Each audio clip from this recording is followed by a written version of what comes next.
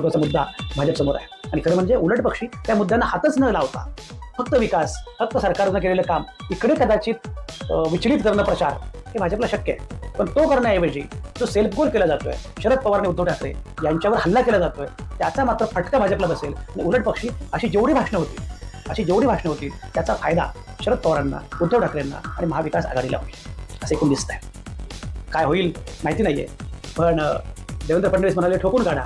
तर ठोकून काढताना सेल्फ गोल करू नका, ठोकून काढताना हिट विकेट होऊ नका. आणि अमित शहाच्या भाषणामध्ये मात्र पुन्हा तेच जाणवलं. भाजप तीच चूक पुन्हा करताय का? आतापर्यंत मी असं ऐकलं की अनेक लोकांची इच्छा असते पण ते करत नाहीत कारण आदेश वरून आलेला नसतो. आता मी तुम्हाला आदेश देतो, मैदानावर उतरा आणि ठोकून काढा. देवेंद्र फडणवीस यांनी परवाच्या भाजपच्या मेळाव्यामध्ये हे विधान केलं आणि त्यानंतर लोकांनी टाळ्यांचा कडकडाट केला. ठोकून काढा, आता गप्प बसायचं नाही, तर आक्रमकपणे काम करायचं हे देवेंद्र फडणवीस यांनी त्यांच्या कार्यकर्त्यांना सांगितलं. आणि ते सांगताना एक मात्र सांगितलं, ते असं की ठोकून काढा पण अट एकच आहे, हिट विकेट होऊ नका. किंवा ज्यांना फुटबॉल कळतो त्यांच्यासाठी मी सांगतो असं देवेंद्र फडणवीस म्हणाले, सेल्फ गोल होऊ देऊ नका. नाहीतर पुन्हा तुम्ही असं काहीतरी बोलता की त्यावर खुलासे करायला 4-5 दिवस जातात. त्यामुळे अशी वेळ येता कामा नये. पण बाकी ठोकून काढा, आक्रमकपणे काम करा. देवेंद्र फडणवीस असं म्हणाले की सेल्फ गोल करू नका, पण हा सेल्फ गोल बहुतेक अमित शहानीच केला. तो पुन्हा एकदा केला. ज्या मेळाव्यामध्ये देवेंद्र फडणवीस हे सांगत होते की सेल्फ गोल करू नका, हिट विकेट होऊ नका, त्याच मेळाव्यामध्ये अमित शहा यांनी जोरकस टीका केली शरद पवारांवर.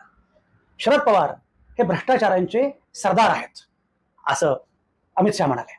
आणि उद्धव ठाकरेंबद्दल बोलताना औरंगजेब फॅन क्लबचे अध्यक्ष उद्धव ठाकरे अशी भाषा अमित शहानी वापरली. मला कळत नाही की या सगळ्या निवडणुका होतात, त्या निवडणुकांचं जे काही निकाल लागतात त्याचं विश्लेषण ही मंडळी करतात की नाही. लोकसभा निवडणुकीमध्ये साधी गोष्ट अशी आहे की शरद पवारांच्यावर केलेली टीका ही भाजपला प्रचंड भोवली. हे भाजपचे समर्थकही सांगतात, विरोधकही सांगतात आणि तज्ज्ञही सांगतात. भटकती आत्मा अशा प्रकारचा उल्लेख करण्याची अजिबात आवश्यकता नव्हती, तरी सुद्धा भटकती आत्मा असं म्हटलं गेलं. पुण्यामध्ये भटकती आत्मा म्हणायची काय गरज होती? तर तोटा काय झाला? तर तोटा हा झाला की त्याच्यामुळे उलट पक्ष शरद पवारांच्या बद्दल सहानुभूतीची जी लाट होती ती आणखी वाढत गेली. बरं, हे एक लक्षात घे, मी म्हणत नाहीये चंद्रकांत पाटील हे बारामतीमध्ये गेले आणि बारामतीमध्ये जाऊन आपल्या शरद पवारांना संपवायचंय असं म्हटलंय. त्याचा एवढा फायदा झाला शरद पवारांना, असं शरद पवारांचे लोक म्हणत नाही. तसं अजित पवार स्वतः एक महायुतीच्या बैठकीमध्ये म्हणाले की या प्रकारे टीका करण्याची, या प्रकारे भाषा वापरण्याची गरज नव्हती. एवढंच नाही, जेव्हा अमित शहानी या प्रकारची टीका केली शरद पवारांच्या बद्दल तेव्हा पत्रकारांनी आत्ता परवा विचारलं अजित पवारांना की तुमचं मत काय, तर त्यांनी त्यावर काही भाष्य करायला नकार दिला. त्यांना माहिती आहे की शरद पवारांवर केलेली टीका याचा फायदा थेटपणे शरद पवारांना होतो. 70,000 कोटीचा भ्रष्टाचार, मला एक कळत नाही मुळामध्ये भ्रष्टाचाराचे सरदार. सरदार म्हणजे तुम्ही अख्खा पक्ष तुमच्याकडे घेऊन घेतला. जर नॅशनल करप्ट पार्टी ही ओळख असेल एनसीपीची, तर तुम्ही राष्ट्रवादी काँग्रेसला सोबत घेतलं कसं? 70,000 कोटीचा भ्रष्टाचार ज्या पक्षाने केला त्या पक्षाला सोबत घेतलं कसं? आणि क्षणभर असं मानलं की तुमचं म्हणणं फक्त शरद पवारांच्या बद्दल आहे. आपण मग या शरद पवारांना तुमच्या सरकारनं पद्मविभूषण का दिलं? जो एवढा भ्रष्ट माणूस आहे, भ्रष्टाचारांचा सरदार आहे, त्यांना पद्मविभूषण का दिला? साधी गोष्ट आहे. त्यामुळे मला कळत नाही की मुळामध्ये शरद पवारांच्या बद्दल अशा प्रकारचे विधान करण्याची काहीच गरज नसताना ही विधानं लोकसभा निवडणुकीमध्ये नरेंद्र मोदींनी केली, अमित शहानी केली. जे नरेंद्र मोदी हे शरद पवारांचं बोट पकडून मी राजकारण शिकलो असं म्हणत होते. जे नरेंद्र मोदी हे शरद पवार मुख्यमंत्री असताना, कृषी मंत्री असताना त्यांनी किती मोठं काम केलं हे सांगत होते. ते अचानकपणे शरद पवारांच्या विरोधामध्ये बोलू लागले, अमित शहा पण बोलू लागले आणि त्याचा फायदा शरद पवारांना झाला. शरद पवार जाहीरपणे असं म्हणाले की नरेंद्र मोदींच्या जेवढ्या सभा होतील तेवढं चांगलं आहे, त्यामुळे आमची मतं वाढतात. साधी गोष्ट आहे. एवढं सगळं होत असून सुद्धा, हे होऊन सुद्धा म्हणजे आता नाहीये, मी मागे सांगितलं होतं. दुसरी गोष्ट उद्धव ठाकरेंच्या बद्दल की सहानुभूती एवढी वाढत चालली आहे. उद्धव ठाकरेंबद्दल लोकांना असं वाटत असताना उद्धव ठाकरेंवर या प्रकारची टीका करायची गरज नव्हती. पण टीका काय केली? औरंगजेब फॅन क्लबचे अध्यक्ष म्हणजे पुन्हा हिंदुत्वाचा मुद्दा आणलेला आहे. हे लक्षात घ्या की मागच्या निवडणुकीमध्ये, मागच्या लोकसभा निवडणुकीमध्ये जे अपयश वाटायला आलं भाजपच्या आणि महायुतीच्या, त्याची सगळ्यात महत्त्वाची कारणं कुठली होती? पहिलं कारण जे आहे ते म्हणजे उद्धव ठाकरे शरद पवार यांच्याबद्दल की सहानुभूतीची लाट विलक्षण मोठी होती. हा पहिला मुद्दा आहे. दुसरा मुद्दा जो आहे तो म्हणजे हिंदुत्वाचा मुद्दा अजिबात चालला नाही. राम मंदिरासारखा एवढा महत्त्वाचा मुद्दा होता, खरं म्हणजे एवढं माहोल तयार करण्याचा प्रयत्न झाला होता, तरीही हा मुद्दा चालला नाही. महाराष्ट्रात अजिबातच नाही आणि उत्तर प्रदेशमध्ये सुद्धा नाही. मागे आपण बोललेलो आहोत त्याच्यावर की अयोध्येमध्ये भाजपचा पराभव होणार, यासारखं दुसरं आणखी काय अपयश आहे भाजपचं? हिंदुत्वाचा मुद्दा चालत नाही हे माहिती असून सुद्धा पुन्हा हिंदुत्वाचा मुद्दा आणण्याची गरज काय होती? पण त्यानिमित्तानं पुन्हा औरंगजेब, पुन्हा हे सगळं आणलं होतं लोकसभा निवडणुकीमध्ये. मंगळसूत्र, मुघल, मदरसा, मुस्लिम हे सगळं हे मानले होते, त्याचा उपयोग झाला नाहीये. हे माहिती असताना सुद्धा पुन्हा म्हणजे मला कळत नाही की आपल्या चुकांमधून आपण काही शिकायचं की नाही. त्यामुळे जो सेल्फ गोल आहे, सेल्फ गोल जो नरेंद्र मोदी आणि अमित शहानी लोकसभा निवडणुकीमध्ये महाराष्ट्रात केला, तर विधानसभा निवडणुकीमध्ये भाजपला पुन्हा करायचा आहे का? दुसरा मुद्दा मी सांगितलं तुम्हाला, हिंदुत्वाचा मुद्दा चालला नाही. म्हणजे पहिला जो मुद्दा आहे तो अर्थातच उद्धव ठाकरे शरद पवार यांच्याबद्दलची सहानुभूतीची लाट, हा पहिला मुद्दा. दुसरा जो मुद्दा आहे तो हिंदुत्वाचा मुद्दा चालला नाही. आणि तिसरं जे आहे ते म्हणजे मुळामध्ये या प्रकारचं तोडाफोडीचं राजकारण, या प्रकारचं महाराष्ट्रद्रोही राजकारण असं नॅरेटिव्ह तयार करायचा प्रयत्न केला गेला, की जणू काही महाविकास आघाडी म्हणजे महाराष्ट्रवादी आणि महायुती म्हणजे महाराष्ट्रद्रोही, ते विशेषतः भारतीय जनता पक्ष जणू काही हे गुजरातला सगळे उद्योग घेऊन चाललेत वगैरे वगैरे. ही 3 महत्वाची कारणं होती. असं असताना सुद्धा हीच पुन्हा चूक भाजप का करताय मला कळत नाहीये. देवेंद्र फडणवीस जे म्हणतायत ना, की मुळामध्ये हे सगळं जे घडलं, हा जो निकाल लागला, पराभव झाला आमचा, त्याच्यामध्ये सगळ्यात महत्त्वाचं कारण जे देवेंद्र फडणवीस सांगतायत ते म्हणजे एक फेक नॅरेटिव्ह सेट केलं गेलं संविधान बदलाच्या अनुषंगाने. संविधान बदललं जाणार आहे, संविधान बदललं जाणार आहे हे फेक नॅरेटिव्ह तयार केलं. पण मुळात ते काही विरोधकांनी नंतर त्याचा फायदा घेतला, पण सुरुवात भाजपच्याच नेत्यांनी केली होती. 400 पार असं म्हटल्यानंतर 400 पार झाल्यानंतर आपल्याला संविधान बदलता येईल असं भाजपचे नेतेच म्हटले होते. पण तोही मुद्दा नाहीये. संविधान बदलाचा मुद्दा चालला का? चालला नाही असं नाहीये, चालला. आणि त्यामुळे एक मोठा वर्ग हा भाजपच्या विरोधामध्ये गेला, हे अगदी खरं आहे. पण साधी गोष्ट अशी आहे की तेवढाच मुद्दा नव्हता. म्हणजे संविधान बदलाचा मुद्दा आणखी बाहेरही चालला असेल उत्तर प्रदेशमध्ये वगैरे सुद्धा. पण महाराष्ट्रामध्ये सगळ्यात महत्त्वाचा मुद्दा जो होता तो मुद्दा म्हणजे मुळात तुम्ही जे 2 पक्षांची तोडफोड केली, तुम्ही ज्या प्रकारे उद्धव ठाकरेंकडून त्यांचा पक्ष हिरावून घेतला, तुम्ही ज्या प्रकारे शरद पवारांकडून त्यांचा पक्ष हिरावून घेतला, त्याचा संताप सगळ्यात मोठ्या प्रमाणात होता, हे लक्षात घेतलं पाहिजे. त्यामुळे भाजपचे जे नेते हे पूर्वी खरोखरच नायक होते, ते 2019 नंतर खलनायक झाले, हे आपण लक्षात घेतलं पाहिजे. त्यामुळे ह्या चुका ज्या झाल्या, त्या चुका होऊन सुद्धा त्या चुकांच्या अनुषंगाने हे लोक काही शिकले नाहीत असं मला वाटतं. मी मागे म्हटलं होतं 2019च्या विधानसभा निवडणुकीमध्ये चित्र असं होतं. 2019ची लोकसभा निवडणूक झाली, भाजपला शिवसेनेला, तेव्हा भाजप शिवसेना सोबत होते, भाजप शिवसेनेला उत्तुंग यश मिळालं, भाजपचं एकूण फार छान चाललेलं होतं. नरेंद्र मोदींच्या पक्षाला, भाजपला जागा अधिक मिळाल्या 2019 मध्ये 14 पेक्षा सुद्धा. एकूण सगळं छान चाललेलं होतं. 2019ची विधानसभा निवडणूक आली, उत्तम सगळं होतं. शरद पवार निवृत्तीच्या मोडमध्ये होते. शरद पवार हे निवृत्तीच्या मोडमध्ये होते, पण शरद पवारांना, निवृत्त होऊ पाहणाऱ्या शरद पवारांना उठून उभं केलं ते भाजप. शरद पवारांच्या विरोधामध्ये अकारण अस्थायी जोरदार टीका सुरू झाली, सुरू झाली. त्यांना ईडीची नोटीस आली आणि त्या ईडीच्या नोटीसला शरद पवारांनी आव्हान दिलं. शरद पवार उभे राहिले आणि जे उभे राहिले ते उभेच राहिले. मग पावसात भिजले, बरंच काय काय झालं. त्यानंतर बऱ्यापैकी जागा ज्या वाटल्या होत्या त्यापेक्षा खूपच जागा काँग्रेस, राष्ट्रवादी काँग्रेसला मिळाल्या. निकालानंतर उद्धव ठाकरे पुन्हा सोबत आले. सगळं चित्र पूर्णपणे बदललं. चित्र एवढं बदललं की महाविकास आघाडी सरकार स्थापन झालं. आणि उद्धव ठाकरे, मी मगाशी म्हटल्याप्रमाणे उद्धव ठाकरे हे इतकी वर्ष राजकारणामध्ये आहेत. 2019 पर्यंत उद्धव ठाकरेंची प्रतिमा एवढी ग्रेट अजिबात नव्हती. उद्धव ठाकरे तेच आहेत, तेव्हाही तेच होते, आताही तेच आहेत. उद्धव ठाकरे गेली इतकी वर्ष राजकारण करतायत, जवळपास 20 वर्ष, 2 दशकं ते शिवसेनेचं त्या अर्थानं फार महत्वाची सगळी धुरा सांभाळतायत. बाळासाहेब गेल्यानंतर तर गेली जवळपास 12 वर्ष उद्धव ठाकरे पूर्ण पक्ष एखादी सांभाळतायत. एवढं सगळं सांभाळताना सुद्धा उद्धव ठाकरेंची एवढी प्रतिमा कधीही तयार झाली नव्हती जी आता तयार झालेली आहे. त्याचं कारण काय? ते सगळ्यात महत्त्वाचं कारण असं की मुळामध्ये महाविकास आघाडी सरकार स्थापन झाले, उद्धव ठाकरे मुख्यमंत्री झाले. उद्धव ठाकरे असं म्हणाले होते की माझ्यावर अन्याय झाला, माझ्या पक्षावर अन्याय झाला. मला बंद दाराच्या बैठकीमध्ये, भेटीमध्ये अमित शहानी शब्द दिला होता की तुम्हाला मुख्यमंत्रीपद मिळेल निम्मा काळ, आणि आता मात्र मुख्यमंत्रीपदाबद्दल कोणीच काही बोलत नाहीये. म्हणून उद्धव ठाकरे इकडे आले, महाविकास आघाडीला सोबत घेऊन महाविकास आघाडी स्थापन झाली आणि उद्धव ठाकरे मुख्यमंत्री झाले. म्हणजे मुळामध्ये खरं तर भाजप शिवसेनेला सत्ता मिळालेली होती, भाजप शिवसेनेला स्पष्ट बहुमत मिळालेलं होतं. उद्धव ठाकरेंना सोबत ठेवून भाजपला शांतपणे सरकार स्थापन करता आलं असतं. शिवसेनेला मुख्यमंत्रीपद हवं होतं तर तेही देणं शक्य होतं, 2.5 वर्ष किंवा काय देणं शक्य होतं, ते दिलं नाही. उद्धव ठाकरे इकडे येऊन मुख्यमंत्री झाले. आणि जे उद्धव ठाकरे कालपर्यंत ज्यांची फारशी दखल महाराष्ट्राने घेतलेली नव्हती ते उद्धव ठाकरे अत्यंत दखलपात्र झाले, लोकांचे लाडके झाले.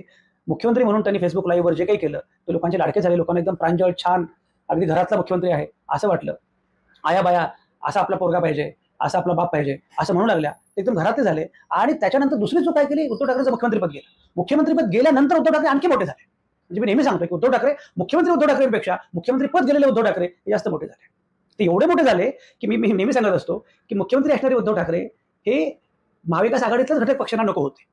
तेव्हा शरद पवारांचे त्यांच्याविषयी काही फार बरं मत होतं त्यांच्या मुख्यमंत्री पदाबद्दल, असं नाही. शरद पवारांनी स्वतः लोक माझे सांगाती या आपल्या आत्मचरित्राच्या सुधारित आवृत्तीमध्ये हे लिहिलेलं आहे की मुख्यमंत्री म्हणून त्यांच्याबद्दल काय आक्षेप होते, ते कसे भेटत नव्हते, त्यांची अपॉइंटमेंट कशी कठीण होती वगैरे वगैरे असं लिहिलेलं आहे. त्यांना नको होते, काँग्रेसला सुद्धा उद्धव ठाकरे हे गैरसोयीचे होते. पण मुख्यमंत्रीपद गेलेले उद्धव ठाकरे मात्र सगळ्यांनाच हवे होते, कारण त्यांनी एक वेगळी लाट तयार केलेली होती.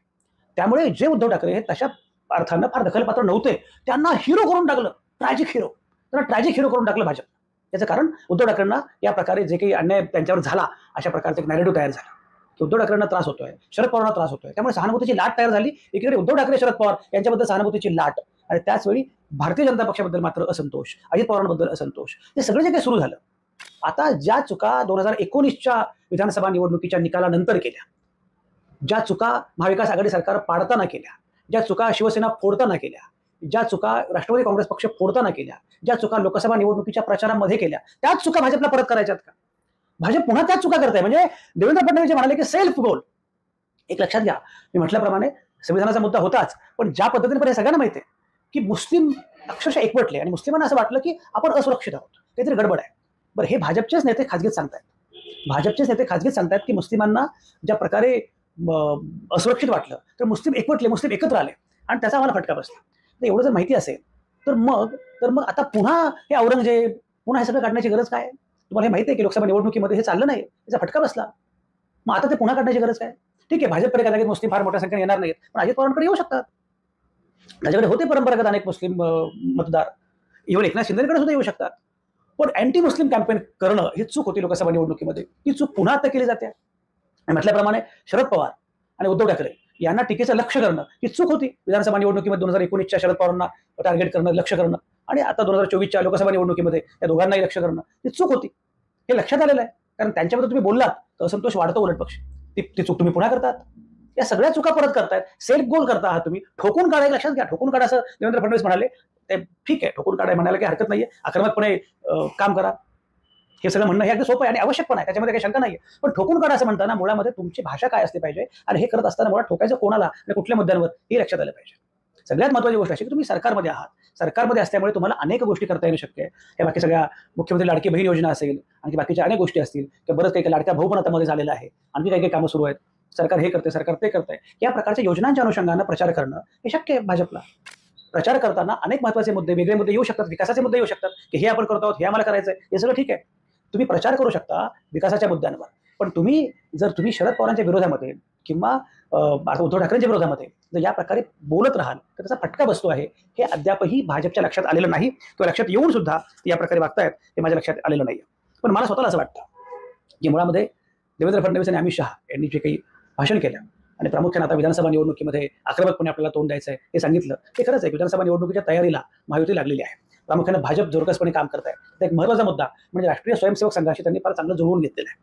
देवेंद्र फडणवीस सातत्याने सांगतायत की मुळामध्ये फार मोठा फरक नाही. आपल्या जागा खूप कमी मिळाल्या, आपल्या 17 जागा मिळाल्या, 31 जागा मिळाल्या महाविकास आघाडीला. जागांमध्ये फार मोठा फरक आहे, पण प्रत्यक्ष मतांच्या टक्केवारीमध्ये मात्र फार मोठा फरक नाहीये. 0.3% एवढीच मतं महाविकास आघाडीला आपल्याहून जास्त मिळालेली आहेत. प्रत्येक बूथवर 10 मतं वाढली तरी आपल्याला 200 जागा मिळतील. त्यामुळे मागच्या वेळी चुका करायच्या नाहीत हे त्याने ठरवलेलं आहे. तर पहिला मुद्दा जो आहे त्याच्या डोक्यामध्ये आता एक म्हणजे RSSला सोबत घेतलेला आहे. राष्ट्रीय स्वयंसेवक संघाला मागच्या निवडणुकीमध्ये, लोकसभा निवडणुकीमध्ये अजिबातच सोबत घेतलं नव्हतं. किंवा राष्ट्रीय स्वयंसेवक संघाची आम्हाला गरजच नाही अशा प्रकारचे विधान भाजपचे नेते करत होते. आणि त्यानंतर मोहन भागवतांनी सुद्धा अहंकार वाढला की फार वाईट असतं वगैरे अशा प्रकारे प्रतिकात्मक बोलत जो सल्ला द्यायचा तो दिलेला होता. पण आता मात्र संघाला सोबत घेतलेला आहे. संघावरची बंदी उठवणं वगैरे सगळं जे आहे तर संघाला सोबत घेणं आणि महाराष्ट्रामध्ये विशेषतः संघाचा एकूण जो काही वर्चस्व आहे तो मोठा आहे. त्यामुळे संघाच्या कार्यकर्त्यांना त्या अर्थाने आकृष्ट करून घेण्याचा, संघाला सोबत घेण्याचा प्रयत्न केलेला आहे. हा एक चांगला मुद्दा आहे. भाजपसाठी त्यांना फायदा होऊ शकतो.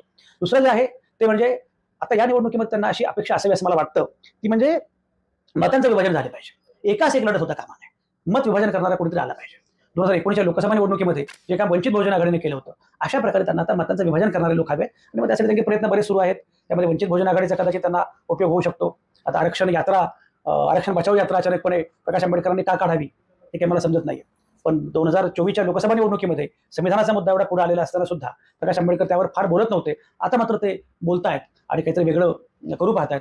तर ते नक्की त्याचा फायदा कोणाला आहे हे मला माहिती नाहीये. दुसरीकडे संभाजीराजे म्हणजे युवराज संभाजीराजे छत्रपती हे आणि राजरत्न आंबेडकर हे दोघे एकत्र येऊन काहीतरी एक वेगळी भूमिका घेत आहेत असं दिसत आहे. त्याचा फायदा कोणाला होईल ते बघितलं पाहिजे. राजू शेट्टी काय उमेदवार उभे करतायत, रविकांत तुपकर बुलढाण्यामध्ये उमेदवार उभे करतायत, बच्चू कडू अमरावती आणि अन्य ठिकाणी उमेदवार उभे करतायत. या सगळ्याच्या मतविभाजनाचा फायदा भाजपला होतोय का ते बघितलं पाहिजे. पण भाजपला मतविभाजनाच्या अनुषंगाने आता बऱ्यापैकी काम करायचं असं दिसतं. दुसरा त्यांचा मुद्दा आहे. आणि तिसरा मुद्दा जो आहे तो अर्थातच आपल्या सरकारच्या योजना, प्रामुख्याने लाडकी बहीण वगैरे यांच्यावर लक्ष केंद्रित करून त्या संदर्भामध्ये वोट बँक मजबूत करणं, हे 3 मुद्दे भाजपचे दिसत आहेत आणि त्यावर आता भाजप बऱ्यापैकी काम करत आहे. त्याच्यामध्ये काही शंका नाही. आणि आक्रमकपणे, ठोसपणे भूमिका भाजप घेत आहे, महायुती घेत आहे आणि त्यामुळे आपण जिंकणार अशा प्रकारचा आत्मविश्वास आता ते कार्यकर्त्यांच्या मनामध्ये तयार करतायत. त्यामुळे मोटिवेशन म्हणून देवेंद्र फडणवीस, अमित शहा यांनी जी भाषणं केली ती महत्त्वाची होती. कुठल्याही पराभूत झालेल्या पक्षानं पुन्हा पुढच्या निवडणुकीमध्ये आपण विजयी होऊ अशा प्रकारचा आत्मविश्वास देणं कार्यकर्त्यांना आवश्यक असतं. त्याच्यामध्ये काही शंका नाही. पण मी मागाशी म्हटल्याप्रमाणे सेल्फ गोल जो आहे तो सेल्फ गोल मात्र पुन्हा होतोय. उद्धव ठाकरेंना या प्रकारे औरंगजेब फॅन क्लबचे अध्यक्ष म्हणणं आणि पुन्हा हिंदू मुस्लिम या नॅरेटिव्हवर निवडणूक नेणं शरद पवारांना कारण अस्थायी शरद पवारांच्याबद्दल टीकास्त्र शरद पवारांवर सोडणं, हे जे आहे हे मात्र सेल्फ गोल करण्यासारखं आहे. त्यामुळे कितीही ठोकलं तरी फार फरक पडणार नाही. मुळामध्ये एक लक्षात घेतलं पाहिजे आपण, की ठोकून काढताना, निवडणुकीचं सगळं विश्लेषण करताना सर्वे करणं हे भाजपचं एक फार छान भाजप करत असतं. निवडणुकांचं व्यवस्थापन भाजप फार चांगलं करत असतं. निवडणूक व्यवस्थापन कंपन्यांविषयी भाजपचा चांगला त्यांची सलगी आहे आणि अनेक सल्लागार त्यांना एक सांगत असतात, सुचवत असतात. त्यामुळे प्रतिमा संवर्धन करणं, प्रतिमा तयार करणं, प्रतिमा वाढवणं हे सगळं खरं आहे. आणि डेटावर काम करणं, अगदी एक मतावर काम करणं हे सगळं करतायत, हे बरोबर आहे.